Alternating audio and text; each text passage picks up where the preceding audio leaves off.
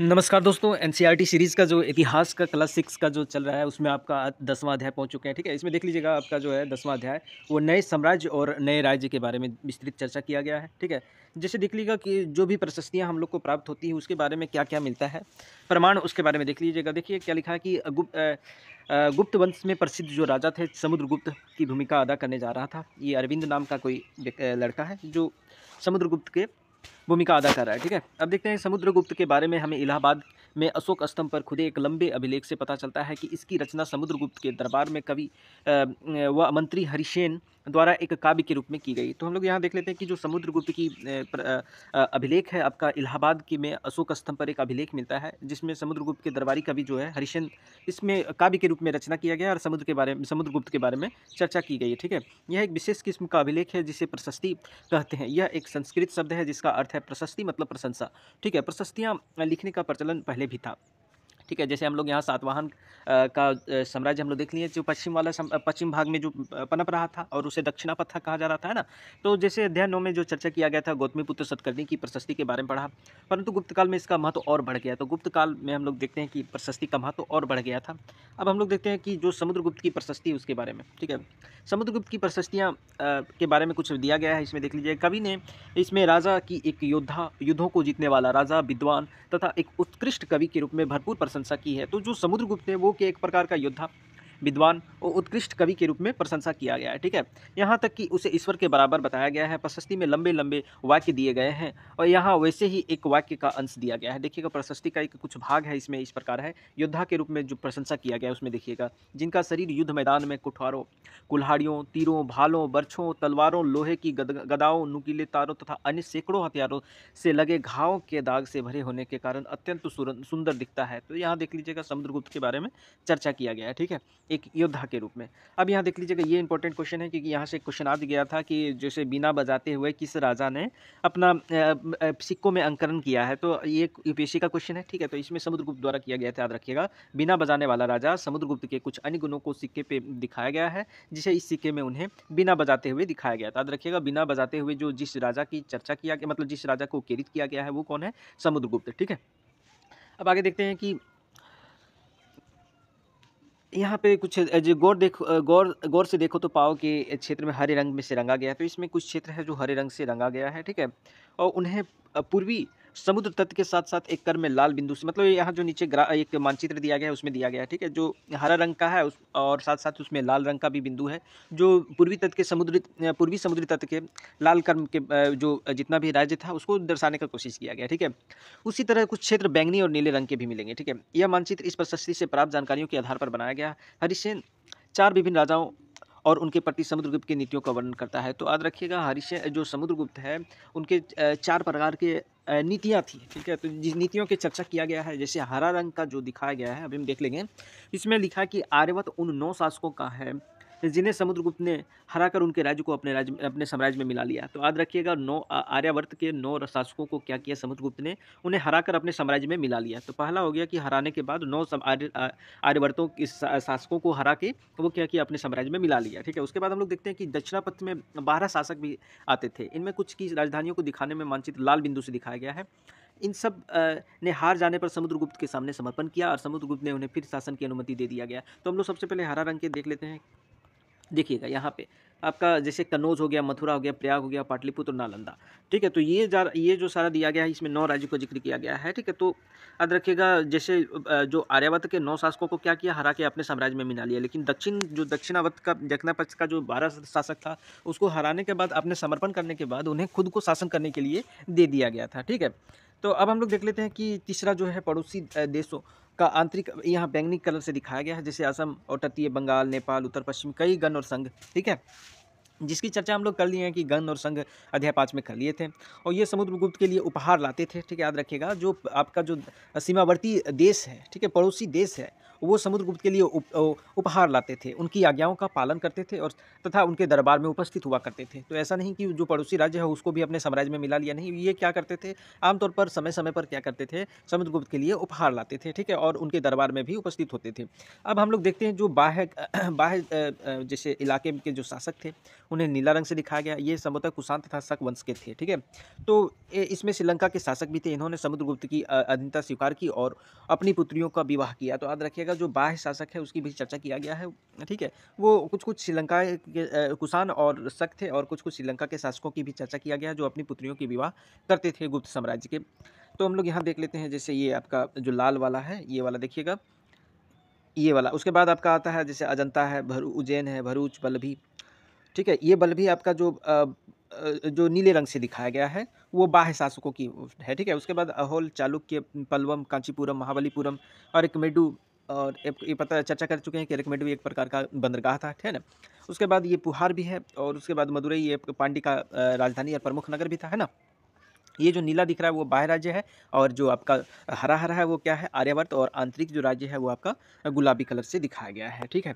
चलिए अब हम लोग देखते हैं कि जैसे विक्रम संवत, ये इंपॉर्टेंट हो जाता है कि 58 ईसा पूर्व के प्रारंभ होने वाले विक्रम संवत को परंपरागत रूप से गुप्त राजा चंद्रगुप्त द्वितीय के नाम से जोड़ा जाता है, और ऐसा कहा जाता है कि उन्होंने शकों पर विजय प्राप्त के रूप में इस संवत की स्थापना की और विक्रम संवत की उपाधि धारण किया। तो ये इंपॉर्टेंट हो जाता है कि 58 ईसा पूर्व में चंद्रगुप्त जो द्वितीय है, ठीक है, चंद्रगुप्त द्वितीय ने क्या किया, शकों को पराजित किया और अपने आप को विक्रमादित्य घोषित किया, और इसी इसी उपलक्ष्य में वो विक्रम संवत चलाया था, ठीक है। अब वंशावलियों के बारे में देख लेते हैं कि अधिकांश प्रशस्तियों शासकों के पूर्वजों के बारे में बताती है। यह प्रशस्ति समुद्रगुप्त के परपिता और पितामह और पितामह यानी परदादा, दादा, पिता और माता के बारे में बताती है। उनकी माँ कुमार देवी लक्ष्मीगण की थी, और पिता चंद्रगुप्त गुप्त वंश के शासक थे, जिन्होंने महाराजा धीराज, तो ये इंपॉर्टेंट हो जाता है कि जो चंद्रगुप्त था वो कौन सी उपाधि धारण की थी, तो आपका हो जाएगा महाराजा धीराज, ठीक है। जैसी बड़ी उपाधियां धारण की और समुद्रगुप्त ने भी यह उपाधि धारण की, तो महाराजा धीराज जो है वो आपका उपाधि समुद्रगुप्त भी धारण किया था। उसके बाद देखते हैं कि उनके दादा और परदादा का महाराजा के रूप में उल्लेख है। तो दादा और परदादा जैसे मान के चलिए आपका जो चंद्रगुप्त हो गए, ठीक है। तो ये सारे राजाओं ने क्या किए, महाराजा की उपाधि महाराजा के रूप में उल्लेख मिलता है, ठीक है। उसके बाद हम लोग देखते हैं इस आभास मिलता है कि धीरे धीरे इस वंश का महत्व बढ़ता चला गया। तो समुद्रगुप्त का जो गुप्त वंश है उसका महत्व क्या हुआ, बढ़ता चला गया। अब हम लोग देखते हैं कि समुद्रगुप्त के बारे में उनके बाद के शासकों, जैसे उनके बेटे चंद्रगुप्त द्वितीय, ठीक है, और वंशावली जैसे से जानकारी मिलती है कि उनके बारे में अभिलेखों और सिक्कों से पता चलता है। उन्होंने पश्चिम भारत से सैन्य अभियान के अंतिम शक शासक को परास्त किया। तो एक बात क्लियर हो गया कि जो चंद्रगुप्त द्वितीय था वो 7 शासकों को परास्त करके वो विक्रमादित्य की उपाधि धारण किया था 58 ईसा पूर्व में, ठीक है। इसके बाद ऐसा विश्वास किया जाने लगा कि उनके दरबार में विद्वानों से भरा था, कवि कालिदास और खगोल शास्त्री। तो ये आपको पता है कि जो नवरत्न थे, ठीक है, तो इसके इसके दरबार में बहुत सारे विद्वान थे, ठीक है, जैसे राज सिन्हा, कालिदास, बेताल भट्ट, है ना। तो आपको ये जो कहानी आती थी बेताल भट्ट की चंद्रगुप्त द्वितीय के दरबार में, है ना। उसके बाद आपका आता है खगोल शास्त्री आर्यभट्ट के दरबार, बरामिहिर भी थे, है ना। और इसके बारे में और चर्चा किया गया है अध्याय 11 में, ठीक है। अब हम लोग देखते हैं हर्षवर्धन और हर्षचरित, ठीक है। ये इंपॉर्टेंट हो जाता है। जो उत्तर भारत का अंतिम जो जो प्रमुख बलशाली और शक्तिशाली हिंदू राजा थे वो कौन थे, हर्षवर्धन ही थे, ठीक है। जिसके बाद मध्यकाल तो आ ही जाता है, और आक्रमण जो मुसलमानों के आक्रमण के बाद यहाँ पे दिल्ली सल्तनत आ जाती है, और बाद में मुगल वंश भी प्रारंभ हो जाता है ना। तो हम लोग देख लेते हैं कि जैसे जिस तरह गुप्त वंश के शासकों के बारे में अभिलेखों तथा सिक्कों से पता चलता है, उसी तरह कुछ अन्य शासकों के बारे में उनकी जीवनी से पता चलता है। ऐसे ही एक राजा हर्षवर्धन थे, ठीक है। तो हर्षवर्धन जिन्होंने करीब 1400 साल पहले शासन किया, इसके दरबारी कवि बाणभट्ट थे। तो बाणभट्ट दरबारी कवि है किसके, हर्षवर्धन के, और ने संस्कृत में उनकी जीवनी हर्षचरित लिखा। तो हर्षचरित का रचना जो किया गया है बाणभट्ट द्वारा किया गया, और हर्षवर्धन खुद एक उत्कृष्ट प्रकार के कवि और लेखक भी थे। उन्होंने 3 प्रकार की किताबें भी लिखी थी, है ना, 3 किताब लिखी थी, जिसकी चर्चा देखते हैं आगे मिलता है। इनमें हर्षवर्धन की वंशावली देते हुए उनके राजा बनने तक का वर्णन है। चीनी यात्री वेनसांग जिनके बारे में हम लोग अध्याय 9 में पढ़ चुके हैं, ठीक है। काफ़ी समय पहले हर्ष के दरबार में उन्होंने वहाँ जो कुछ देखा वो उसका विस्तृत विवरण किया था, ठीक है। अब हम लोग देखते हैं कि हर्ष अपने पिता के सबसे बड़े बेटे नहीं थे, पर अपने पिता और बड़े भाई की मृत्यु हो जाने के बाद थानेसर से राजा बने थे। तो याद रखिएगा जो हर्षवर्धन जो कनौज वंश का था, तो सबसे पहले इनकी राजधानी कहाँ थी, हर्षवर्धन वंश का था, ठीक है। तो जो वर्धन वंश, तो इसकी राजधानी पहले थी थानेसर, लेकिन बाद में हम लोग देखते हैं कि जब कन्नौज पर कब्जा कर लेने पर राजधानी कहाँ शिफ्ट कर दिया गया, कन्नौज पे, ठीक है। तो उनके बहनोई कन्नौज के शासक थे। जब बंगाल के शासक ने उन्हें मार डाला, तो हर्ष ने कन्नौज को अपने अधीन कर लिया और बंगाल पर आक्रमण कर दिया था, ठीक है। जो शशांक था, ठीक है, तो शशांक ने ही हर्षवर्धन के भाई को क्या किया था, हत्या कर दिया था, ठीक है। तो बाद में हम लोग देखते हैं कि हर्षवर्धन ने कन्नौज पर अपना आधिपत्य स्थापित कर लिया, और वहीं से राजधानी, क्योंकि उसकी जो बहन थी उसकी शादी कन्नौज नरेश से हुआ था, ठीक है। अब लिख दें कि मगध और बंगाल को जीतकर उन्हें पूर्व में जितनी सफलता मिली थी उतनी सफलता अन्य जगहों पे नहीं मिली। जब उन्होंने नर्मदा को पार कर दक्षिण की ओर बढ़ने की कोशिश किया तब चालुक्य नरेश पुलकेशन द्वितीय ने उन्हें रोक दिया था। तो याद रखिएगा जो सबसे पहले क्या किया हर्षवर्धन अपना साम्राज्य को विस्तार करने की कोशिश किया था, तो दक्षिण की ओर जब बढ़ने की कोशिश कर रहा था तो नर्मदा के पास करते ही पुलकेशन द्वितीय जो कि चालुक्य वंश का प्रमुख और शक्तिशाली राजा था, उन्होंने क्या किया उसको पराजित कर दिया। ठीक है, और उसकी सीमा रेखा को नर्मदा नदी तक ही तय कर दिया गया है ना। उसके बाद हम लोग देखते हैं पल्लव चालुक्य और पुलकेशन द्वितीय की प्रशस्तियाँ।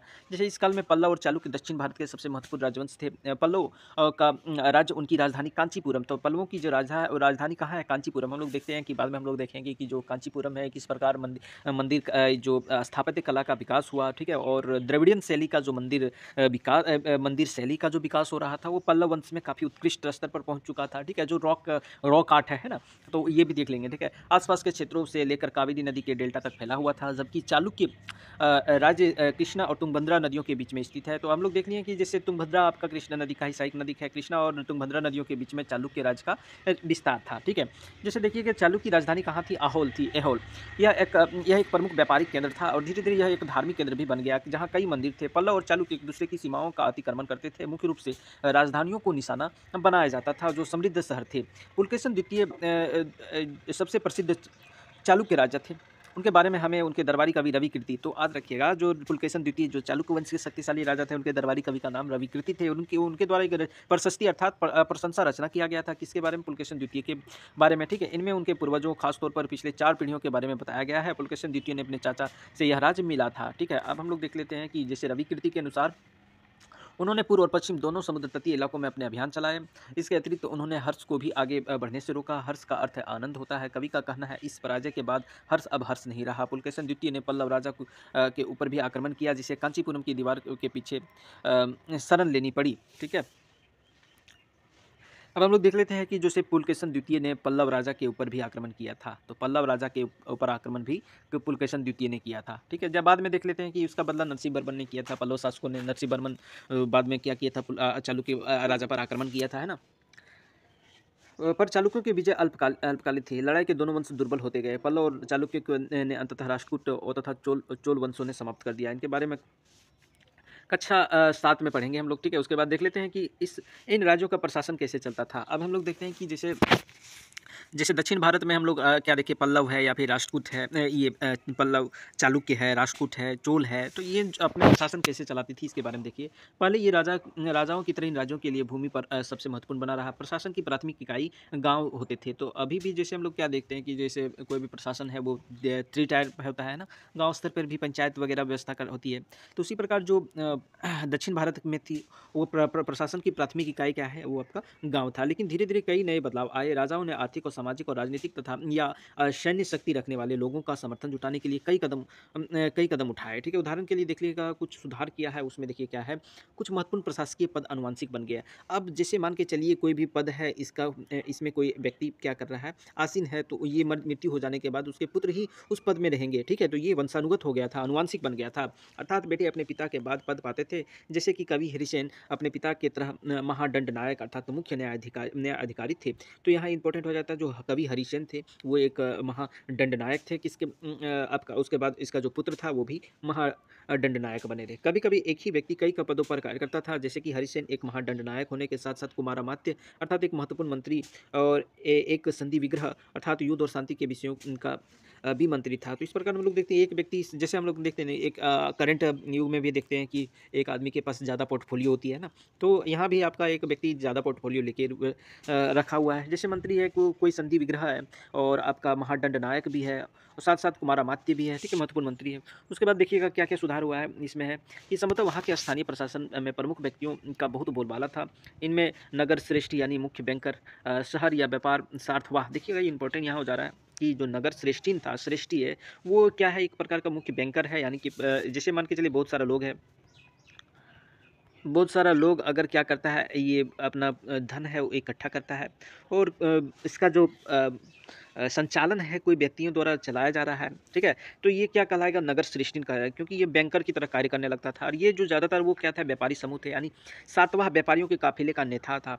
प्रथम कुलीक अर्थात शिल्पकार तथा कायस्थ यानी लिपिकों के प्रधान जैसे लोग होते थे इसमें। ठीक है, अब हम लोग आते हैं कि इस तरह की नीतियों कुछ हद तक प्रभावशाली होती थी, पर समय के साथ-साथ इनमें से कुछ व्यक्ति इतने अधिक शक्तिशाली होते जाते थे कि अपना स्वतंत्र राज्य स्थापित कर लेते थे। ठीक है? तो हम लोग देख लिए कि जो सातवाँ है, इसमें जो शिल्पकार है, लिपिक है और व्यापारी प्रमुख है, तो इतने बहुत ज़्यादा शक्तिशाली हो जाते थे कि वो अपना स्वतंत्र राज्य भी स्थापित करने के लिए सक्षम होते थे। अब हम लोग देखते हैं कि एक नए प्रकार की सेना किस प्रकार सुसंगठित किया गया था, उसके बारे में चर्चा करते हैं। कुछ राजा अभी भी पुराने राजाओं की तरह एक सुसंगठित सेना रखते थे, जिसमें हाथी, रथ, घुड़सवार, पैदल सिपाही होते थे, पर इसके साथ-साथ कुछ सेना नायक भी होते थे जो आवश्यकता पड़ने पर राजा राजा को सैनिक सहायता दिया करते थे। इन सेना नायकों को कोई नियमित वेतन नहीं दिया जाता था। बदले में इनमें से कुछ को भूमिदान दिया जाता था और दी गई भूमि से ये कर वसूलते थे, जिससे कि वे सेना और घोड़ों को देखभाल करते थे। तो हम लोग देख लिए कि यह जो परंपरा है कि प्रमुख वेतन मतलब नगद वेतन ना देकर वो भूमि देता था और वही भूमि से क्या राजस्व इकट्ठा करने का प्रयास करता था। कर के माध्यम से, शुल्क के माध्यम से, ठीक है? तो वो क्या करता है और उसी जो आपका इकट्ठा हुआ धन संपदा है, वो क्या करता था घोड़ों और सेना को देखभाल करने के लिए यूज़ करता था, ठीक है? साथ ही वे इससे युद्ध के लिए हथियार जुटाते थे, ठीक है? इस तरह के व्यक्ति सामंत कहलाते थे। यहाँ आपको देखिएगा सामंतवाद का जो प्रचलन है, सामंतवाद कहने का मतलब वह व्यक्ति प्रमुख हो जाता है। जैसे मान के चलिए एक व्यक्ति है जिसके पास जो भूमि भूमि संपत्ति है, भूमि संपत्ति का वो अधिकार है और साथ ही साथ जितने भी व्यक्ति वो क्या है इस पे बहुत सारा मज़दूर काम कर रहा है, तो ये क्या है, एक व्यक्ति प्रमुख है और दूसरा व्यक्ति क्या है, उसके अंदर है, ठीक है? इसके अंदर है और ये वर्चस्ववादी बन जा रहा है, ठीक है? तो ये सामंतवाद की प्रवृत्ति हम लोग देख लेते हैं कि व्यक्ति धीरे-धीरे सामंतवादी बन गया, ठीक है? और जहाँ कहीं शासक दुर्बल होते, वे सामंत स्वतंत्र होने की कोशिश करते थे और ये बाद में अपने आप को भी इंडिपेंडेंट घोषित कर देते थे, ठीक है? अब हम लोग देखते हैं कि दक्षिण के राज्यों में सभाएँ किस प्रकार होती थी और इसकी क्या-क्या विशेषता थी, ठीक है? जैसे देखिए पल्लवों के अभिलेखों में कई स्थानीय सभाओं की चर्चा है। इनमें एक था ब्राह्मण भूस्वामियों का संगठन जिसे सभा कहते थे, ठीक है? तो हम लोग यहाँ एक बात क्लियर हो गया कि अगर मान के चलिए सभा आ जाएगा तो ये क्या है ब्राह्मण भूस्वामियों का एक संगठन था जिन्हें सभा कहा जाता था। ये सभाएं उप समितियों के जरिए सिंचाई, खेती-बाड़ी से जुड़े विभिन्न काम, सड़क निर्माण, स्थानीय मंदिरों की देखरेख आदि काम करती थी। तो ये क्या है सभा आप छोटा-मोटा काम जैसे मान के चलिए सड़क निर्माण हो, स्थानीय मंदिरों की देखरेख हो, खेती-बाड़ी हो, सिंचाई हो, ये सारी चीज़ें को भी देखरेख करती थी, नियंत्रण करने का प्रयास करती थी और खुद ही क्या-क्या करती थी प्रशासन करने का काम करती थी, ठीक है? जिन इलाकों के भूस्वामी ब्राह्मण नहीं थे, वहाँ उर नामक एक ग्राम सभा होने की बात कही गई। तो एक बात इंपॉर्टेंट हो गया कि सभा वहाँ उन क्षेत्रों में थी जहाँ आपका ब्राह्मण मौजूद थे, जहाँ ब्राह्मण नहीं थे वहाँ क्या उर नामक की सभा होती थी। नगरम व्यापारियों का एक संगठन था, जैसे हम नगर श्रेष्ठी और नगरम हम लोग देख लिए हैं पिछले पैराग्राफ में कि किस प्रकार विभिन्न व्यापारी या फिर शिल्पकार या फिर आपका बहुत सारा जो समूह व्यक्तियों का समूह है वो क्या करता था मुख्य बैंकर के रूप में कार्य करता था। उसी प्रकार एक नगरम व्यापारियों का ही एक संगठन था, ठीक है? तो यहाँ एक बात क्लियर हो गया कि जो नगरम है वो आपका क्या है व्यापारियों का संगठन। संभवतः इन सभाओं पर धनी तथा शक्तिशाली भूस्वामियों और व्यापारियों पर नियंत्रण होता था, ठीक है? तो जो यहाँ व्यापारी है वो जो ज़्यादा शक्तिशाली और धनी हो उसी का नियंत्रण होता था। इनमें से बहुत सी स्थानीय और सभाएँ शताब्दियों तक काम करती रही, ठीक है? अब आते हैं कि उस ज़माने में आम लोग के बारे में क्या-क्या चर्चा किया गया है, ठीक है? जैसे देखिएगा जनसाधारण के जीवन की थोड़ी बहुत झलक हमें नाटकों तथा कुछ अन्य स्रोतों से मिलती है। चलो उदाहरण देखते हैं, जैसे हम कुछ नाटक भी देख लेंगे और अन्य स्रोत से भी जनसाधारण के आम लोगों के बारे में पता चलता है। कालिदास अपने नाटक में राज दरबार के जीवन के चित्रण के लिए प्रसिद्ध है। इन नाटकों में एक रोचक बात यह है कि राजा और अधिकांश ब्राह्मणों को संस्कृत बोलते हुए दिखाया गया है, जबकि अन्य लोगों तथा महिलाएँ प्राकृत बोलते हुए दिखाए गए हैं। तो एक बात क्लियर हो गया कि जो आपका राजा है, धनी व्यक्ति है, वर्चस्व वाला व्यक्ति है, ठीक है? वो क्या है वो क्या है संस्कृत बोल रहे हैं, जो आम जन है वो किस या फिर महिलाएँ हैं वो क्या है प्राकृत बोलते हुए दिखाया गया है, ठीक है? तो इस प्रकार हम लोग देख रहे हैं कि समाज में भेदभाव भी स्पष्ट रूप से दिखाई पड़ता है ना। उनका सबसे प्रसिद्ध नाटक अभिज्ञान शाकुंतलम दुष्यंत नामक एक राजा और शकुंतला नामक की एक युवती प्रेम की कहानी है। इस नाटक में गरीब मछुआरे के साथ कर्मचारियों के दुर्व्यवहार की बात कही गई है। तो हम लोग देख लेते हैं कि एक मछुआरे को एक अंगूठी मिली है। देखिए किस प्रकार है। एक मछुआरे को एक कीमती अंगूठी मिली है। यह अंगूठी राजा ने शकुंतला को भेंट की थी, पर दुर्घटनावश उसे एक मछली निगल गई। जब मछुआरा इस अंगूठी को लेकर राजमहल पहुंचा तो द्वारपाल ने उसे चोरी का आरोप लगाया और मुख्य पुलिस अधिकारी भी बहुत बुरी तरह से पेश आया। राजा उस अंगूठी को देखकर बहुत खुश हुए और उन्होंने मछुआरे को इनाम दिया। पुलिस वाला और द्वारपाल मछुआरे से इनाम का कुछ हिस्सा हड़पने के लिए उसके साथ शराब खाने चल पड़े। तो इस प्रकार हम लोग देखते हैं कि मछुआरे की कहानी इसमें चर्चा किया गया है, ठीक है? अब आते हैं कि चीनी यात्री पाषाण का ध्यान उन लोगों की दुर्गति पर भी गया जिन्हें ऊंचे और शक्तिशाली लोग अछूत मानते थे। इन्हें शहरों के बाहर रहना पड़ता था, तो जो अछूत है वो कहाँ रहते थे? शहर के बाहर। अगर इन लोगों को शहर या बाज़ार के भीतर आना होता था तो सभी को आगाह करने के लिए एक लकड़ी के एक टुकड़े पर चोट करते हुए यह आवाज़ सुनकर लोग सतर्क होकर अपने को छू जाने से या किसी प्रकार से संपर्क से बचते थे। तो जैसे मान के चलिए जो अछूत माना जाता था वो व्यक्ति क्या करता था, एक लकड़ी के टुकड़े को बार-बार क्या कर सड़क पर पटकता था ताकि आदमी अवेयर हो जाए कि अछूत लोग आ रहा है। इस प्रकार हम लोग देखिए कि जो समाज है वो किस प्रकार विभेदीकृत हो चुका था, ठीक है? यहाँ पे समाज का जो बँटवारा है वो ऊँच-नीच का प्रथा आ चुकी थी, ठीक है? और ये घर कर चुका था, ठीक है? उसके बाद हम लोग देख लेते हैं कि एक जगह बाणभट्ट द्वारा अभियान पर निकली राजा की सेना का सजीव चित्रण किया गया। देखिए राजा की सेना किस प्रकार होती थी, उसके बारे में चित्रण किया गया है। राजा बड़ी मात्रा में साजो-सामान लेकर यात्रा करते थे। इनमें हथियारों के अतिरिक्त रोज़मर्रा के उपयोग में आने वाली चीज़ें जैसे बर्तन, असबाब, खाने-पीने का सामान, बकरी, हिरन, खरगोश, सब्जियाँ, मसाले आदि विभिन्न प्रकार की चीज़ें शामिल होती थी। ये सारी चीज़ें ठेले गाड़ियों या ऊँटों पर तथा हाथियों जैसे सामान ढोने वाले जानवरों की पीठ पर लाद कर ले जाती थी। इस विशाल सेना के साथ-साथ संगीत, नगाड़े, बिगुल, तुरही बजाते हुए चलते रहते थे। तो इस प्रकार हम लोग देखते हैं कि राजा जब भी निकलता था, चाहे युद्ध के लिए हो या फिर शिकार के लिए हो, तो ये इसके साथ बहुत सारी चीज़ें साथ लेकर चलते थे, ठीक है? रास्ते में पड़ने वाले गाँव वालों को उनका सत्कार करना पड़ता था। वे दही, गुड़, फूलों का उपहार लाते थे तथा जानवरों को चारा भी देते थे। इस प्रकार हम लोग देखते थे कि जो राजा का सत्कार करने के लिए जिम्मा कौन आता था, जिस गाँव में राजा ठहरना होता था, उस गाँव की जिम्मा होता था, ठीक है? वे राजा से मिलना चाहते थे ताकि अपनी शिकायत या कोई अनुरोध उनके सामने रख सकें। पर ये सेनाएँ अपनी पीछे विनाश और विध्वंस की निशानी छोड़ जाती थी। अक्सर गाँव वालों की झोपड़ियाँ हाथी कुचल डालते थे। तो देखिएगा विध्वंस भी हो रहा है कि जैसे राजा जब चल रहा है तो बहुत सारा हाथी वगैरह है, तो हाथी क्या करता था, झोपड़ियों को कुचल देता था। वो व्यापारियों के काफ़िले इसमें जुते बैल, हलचल भरे माहौल से डरकर भाग पड़ते थे और बाणभट्ट लिखते हैं पूरी दुनिया धूल के गर्त में डूब जाता था। इस प्रकार धूल भरी आँधियाँ तक आ जाती थी। इस प्रकार राजा का जो भ्रमण दर्शाया गया है। किस प्रकार एक गाँव से दूसरे गाँव जाने पर कितना विनाश वाली बात होती थी, ठीक है? अब चलिए इस प्रकार हम लोग देख लिए। ये अध्याय आपका समाप्त हो गया, ठीक है दोस्तों? यहाँ पे एक क्वेश्चन दिया गया है कि हरिसेन गौतमीपुत्र सतकर्णी की प्रशंसा में प्रशस्ति लिखा। तो हम लोग क्या देखें कि सतकर्णी जो वो हरिसेन तो हम किसके दरबार में था बताइए?